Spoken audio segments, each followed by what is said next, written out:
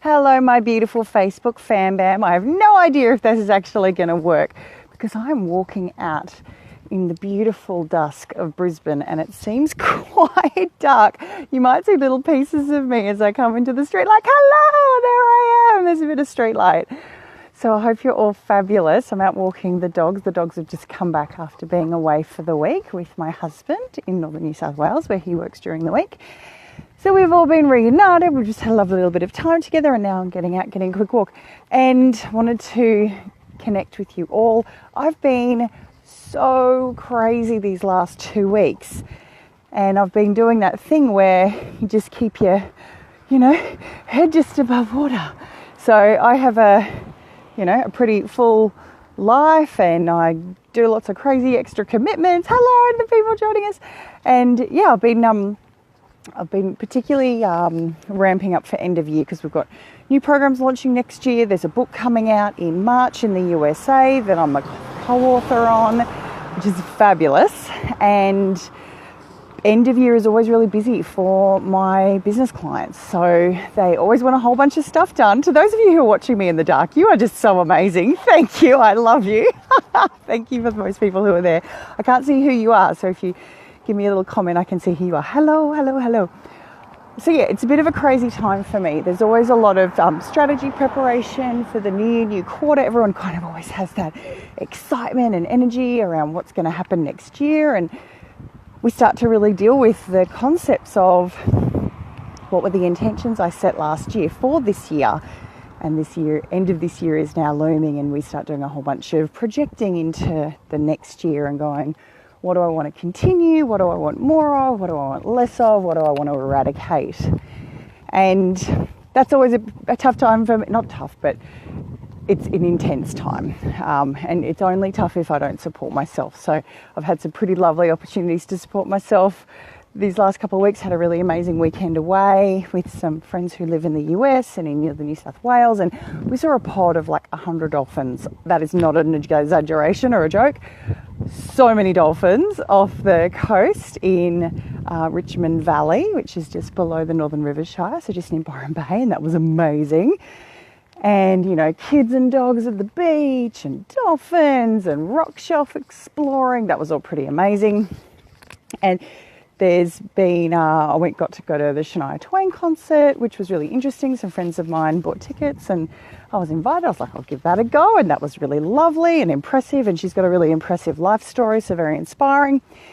And then a big theme with clients this week has been around projection. So I thought I would come in and share about projection. I was working with a client last night in the UK and, so their daytime, our evening time. And they were challenged by the amount of projection that the people that we're close to offer us. Because we do a couple of different types of projection and I'm going to talk about this. Oh, my little poochie's whimpering for that dog there. You want that dog? You really want that dog, Hokey? All right, come on. I don't think that dog's going to come out and see you. Sorry, there's a big fence there. So we do a type of projection which is where we project past experience onto the present, and that's called distortion. That's an internal one. And then there's the type of projection that's really common in pop psychology talk, which is about where we essentially place our concerns from our past experience and our negative conditioning and also our positive conditioning, we project it out onto other people in our lives. So we expect that other people are going to have the same negative experiences that we're going to have. We encourage other people to be cautious about certain things that are reflective of our experience, not theirs. We judge them for not using our value system in the decisions that they make in their life and the choices that we make. So we do all this stuff where we push onto people and expect. So we often talk about it as, the fancy undressed up thing as expectation. Hi to the people joining us. Thanks for jumping in. So we call it expectation. It's actually a function of this psychological thing we do called projection. And then we have the thing where other people project onto us.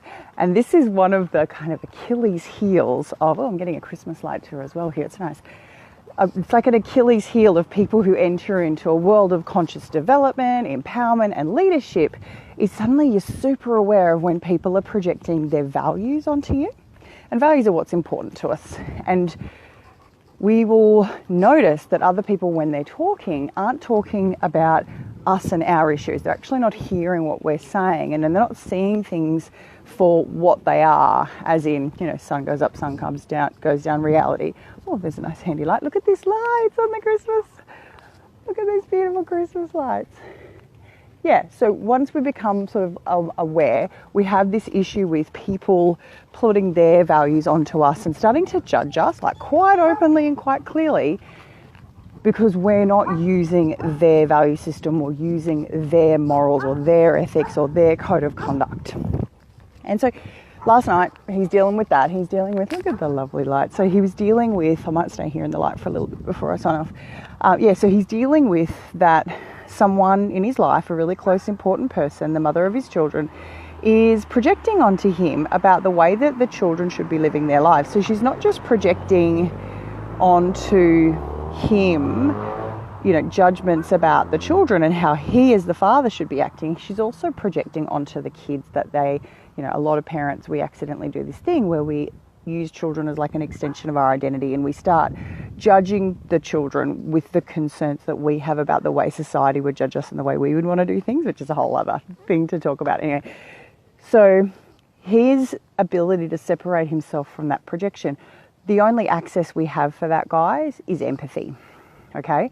Genuine empathy as a very strong and empowered leadership strategy. Empathy and compassion are part of the top 3 leadership strategies for leaders who do what's called generative change. And generative change is not only can you facilitate change in your own life and the systems you work in, oh hello Carlite, but you are also able to encourage others to change, and then those others go on and encourage other people to change. So you get this change gets generated around you. We call that generative change. Hi, there I am. Check me out with my purple. Ooh, it's a purple day.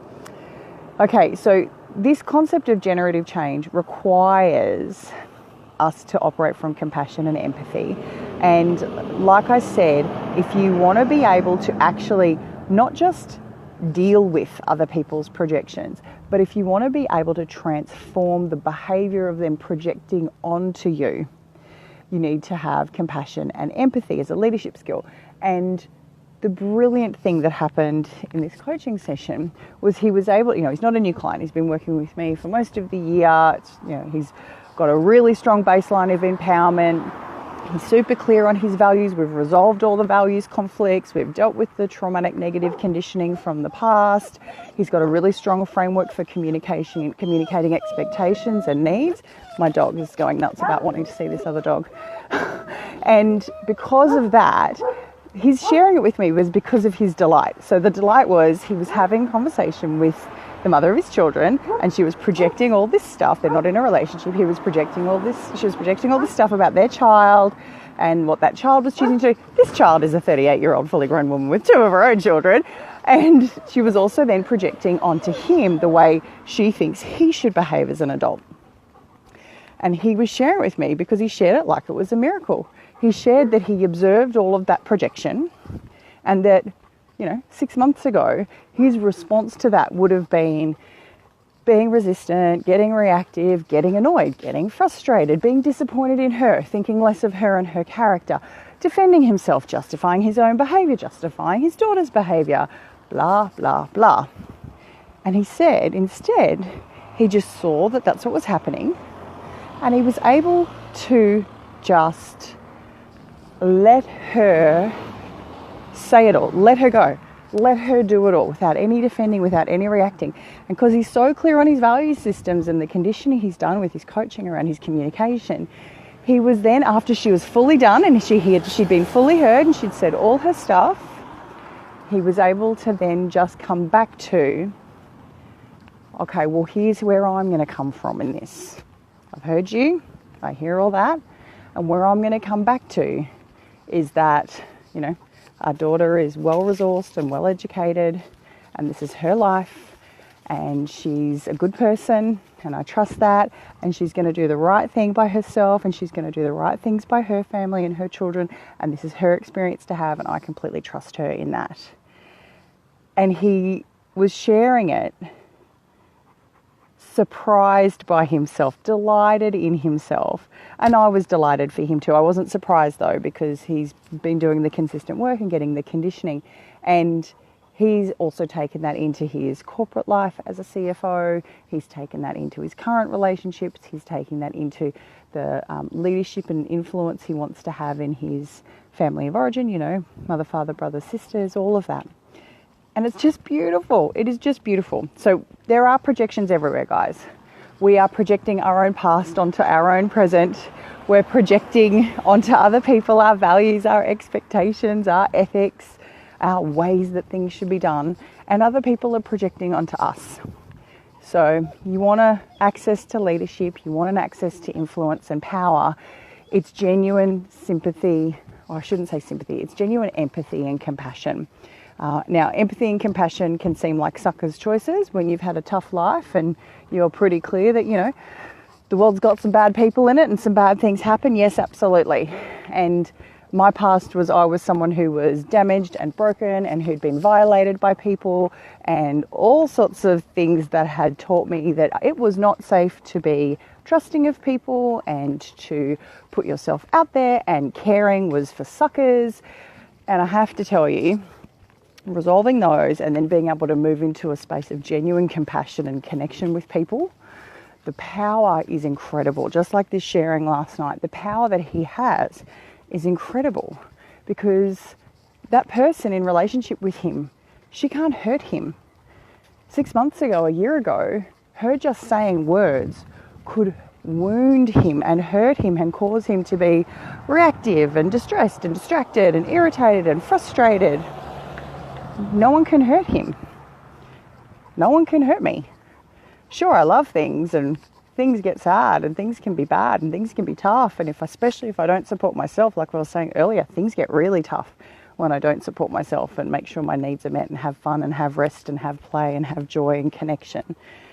But really, nothing can hurt when you're sitting in the space of genuine compassion and genuine empathy for others. So that was a delight for me. That was a really wonderful moment. That was an incredible way to end my evening last night. And the night before that, I'd been to this beautiful concert, sitting there with 10,000 people, all connecting over the joy of music, which I love.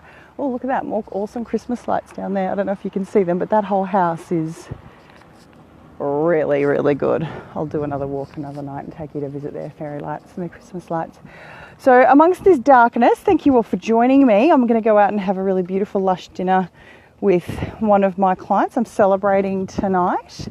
We are celebrating them listing on the Australian Stock Exchange and doing a deal this week, a $70 million asset deal, which is really incredible. And I'm so proud of her. She's amazing.